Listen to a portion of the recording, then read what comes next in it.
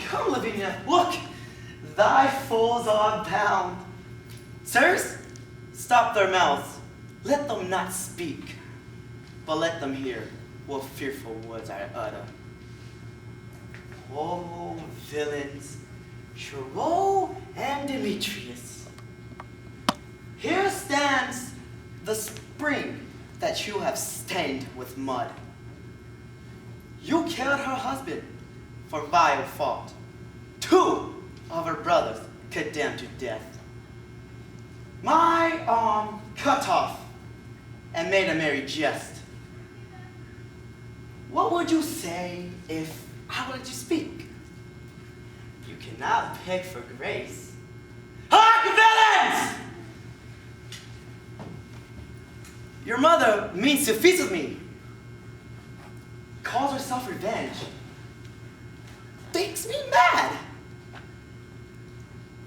I will grind your bones into dust. Your blood I'll make a paste. The paste a coffin I will rear. This is the banquet she shall souffle on. You used my daughter. I'll be revenged. And now, prepare your throats!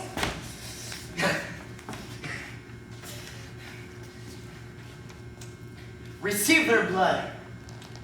Grind their bones into powder small. This hateful liquor, temper it. Let their heads be baked. Make this banquet more stern and bloody than the centaur's feast. Bring them in, and I'll play the cook. See them ready against their mother's come.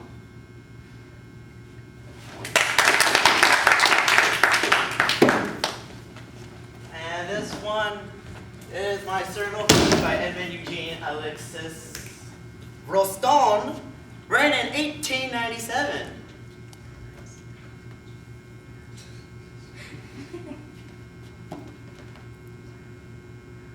My Gazette.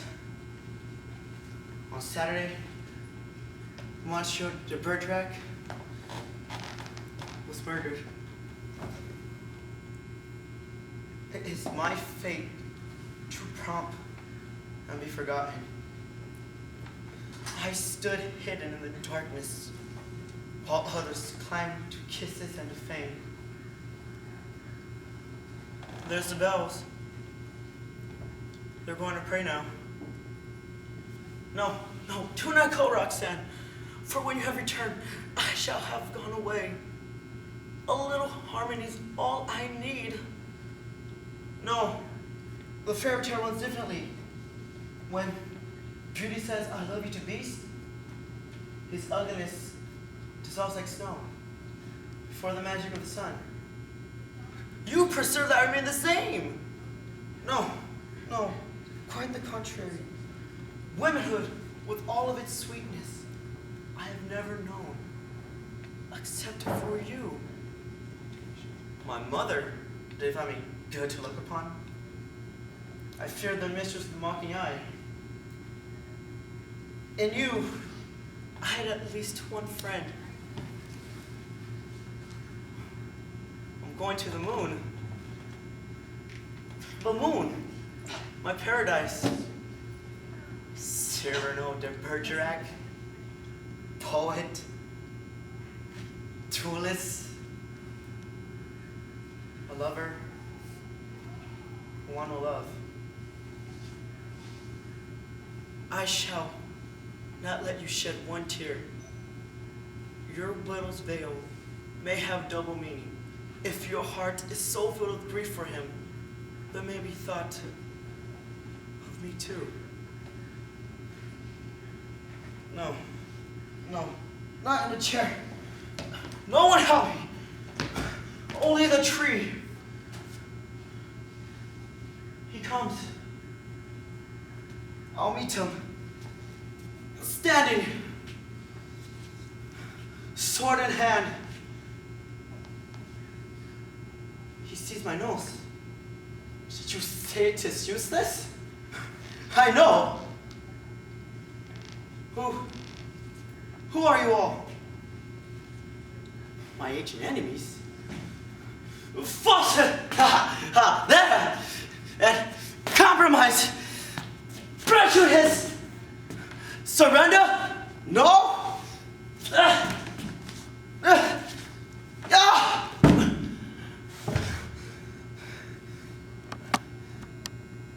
I knew you let me know at last.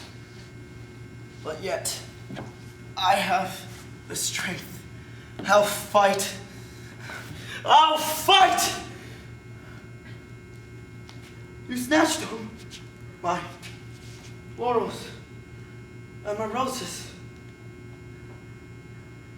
One thing remains. And in spite of you, and tonight, on the board of God's house, I stand before his throne in low salute. One thing that I have kept unspotted, undefiled, and that is my white plume.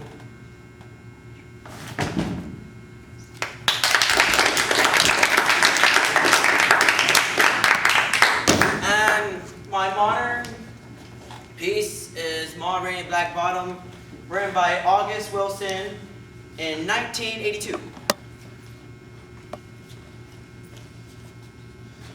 Levy, because you don't need nobody missing about the white man.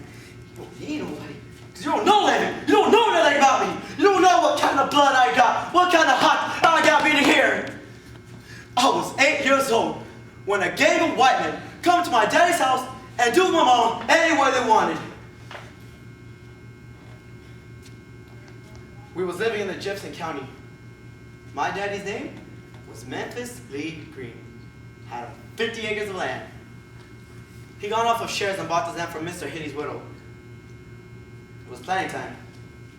My daddy went to Natchez to get himself some seed fertilizer. He called me. Levy, you go to man's house now. Take care of him all while I'm gone. I was nothing but a little boy, 8 years old. My mama, she was frying us some chicken. When the men come into that house,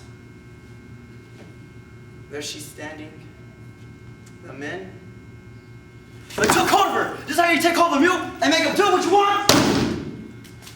There was my mama with a gang of white men. She tried to fight him off, but I could see it wasn't going to do any good. I didn't know what they were doing to her. My daddy, he kept the knife for hunting and working and whatnot. I went and I got it. I'm going to show you how spooked up I was by the white man. I tried my damnedest to cut one of them's throat. I hit him in the shoulder. He reached back, grabbed hold of that knife, and whacked me across the chest. And that's what got them to stop. They thought I was going to bleed to death.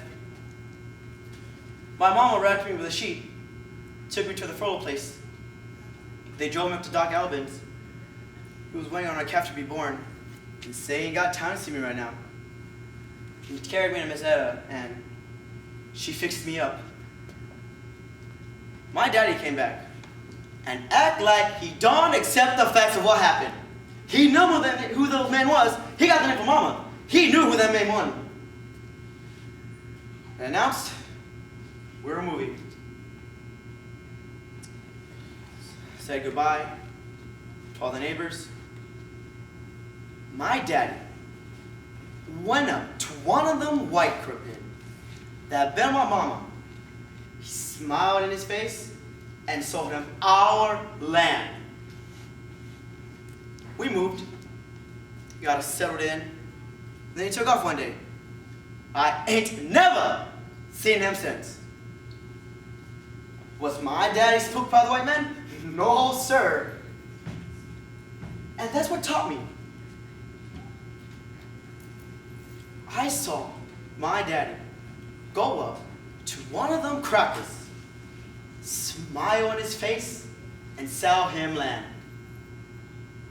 And that taught me how to handle them. Talking about on all the while how he's gonna get them and what he's gonna do to him. That taught me.